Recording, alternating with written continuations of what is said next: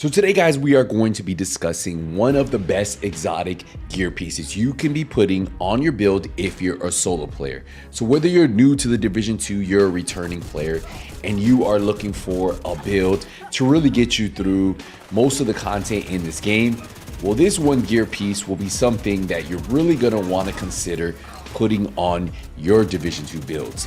And there is a reason why. It provides you with an insane amount of extra damage and survivability that you wouldn't be able to get from other gear pieces at the same time. So let's get into it so you can see what I mean by it and why I think most solo players should be having 1 to 2 to even 3 builds in their loadouts using this one specific gear piece.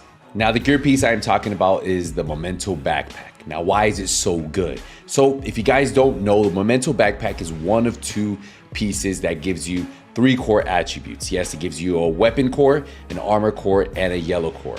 There's only one other gear piece in this game that does this, and that's the Ninja Bike Messenger Bag, another exotic. But why is this exotic so good? Well, it has a short-term buff for 10 seconds and a long-term buff for 300 seconds. And both of these stacks can stack on top of each other. And that's why if you build correctly around this bag, you can make some pretty impressive solo player builds. And I want to emphasize solo because remember, you need to get to kill to get these trophies that you see dropping in front of me. And those are going to give you the short-term and long-term buffs. But what are those buffs? Well, let's get into it. So kill confirm is enemies you kill drop a trophy, and those are those trophies you were seeing in the gameplay. Now, collecting trophies provide a short-term and long-term buff with the number of core attributes equipped and last 10 seconds. So what happens? On the short-term buff, if you are running 1 red, you will get 5% extra weapon damage. If you're running 1 blue, you'll get 10% bonus armor. And if you're running 1 yellow, you'll get 5% skill efficiency.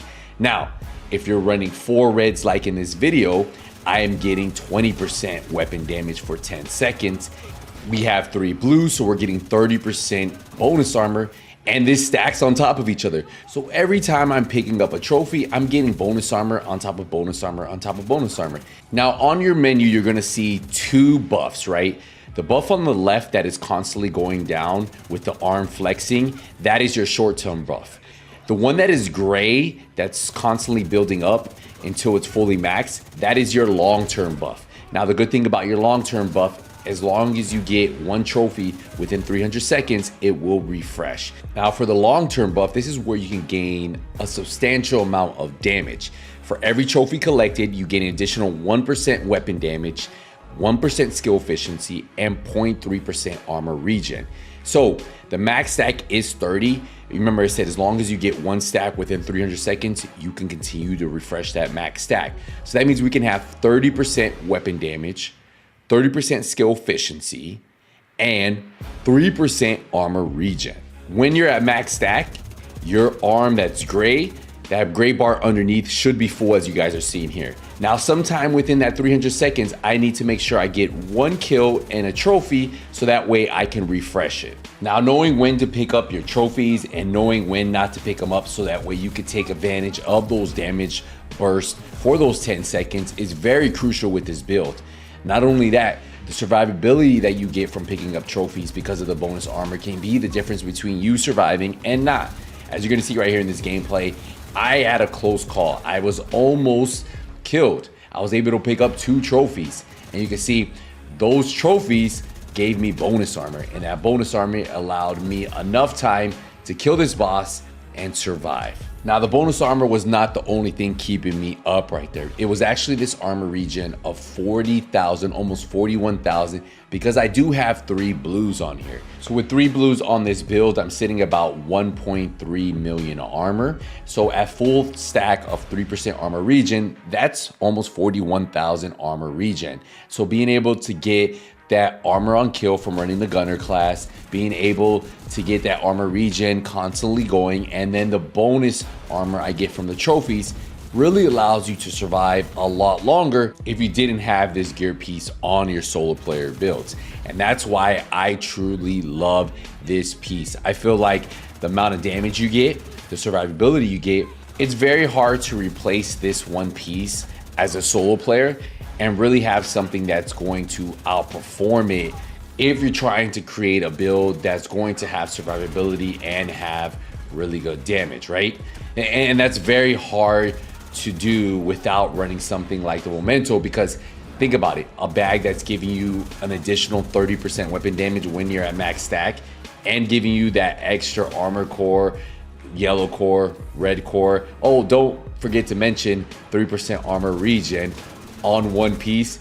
It's pretty insane to think about. And as a solo player, it's pretty hard to not use it, right? If you are creating any type of build that has really good damage and survivability, the Memento bag is going to be a piece you add there.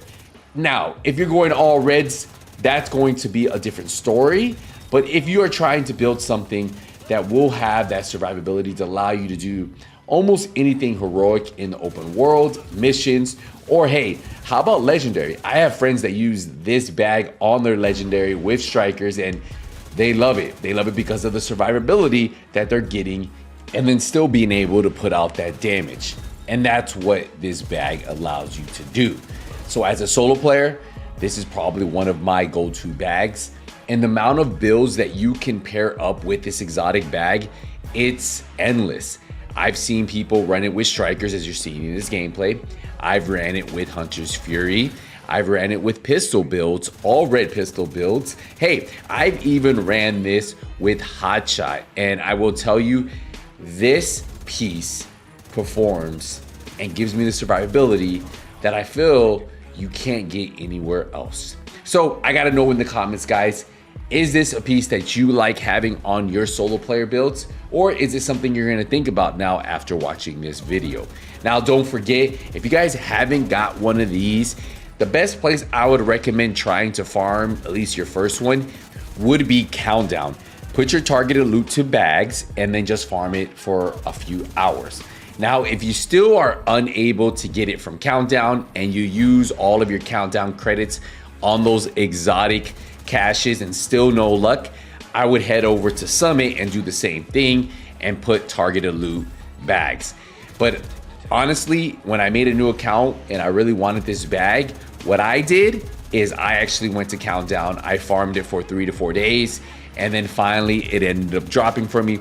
Now, if you have friends who can help you out, that's even better. Now, one final thing I did want to mention, if you plan on running this in a group, I would recommend no more than 2 to 3 players.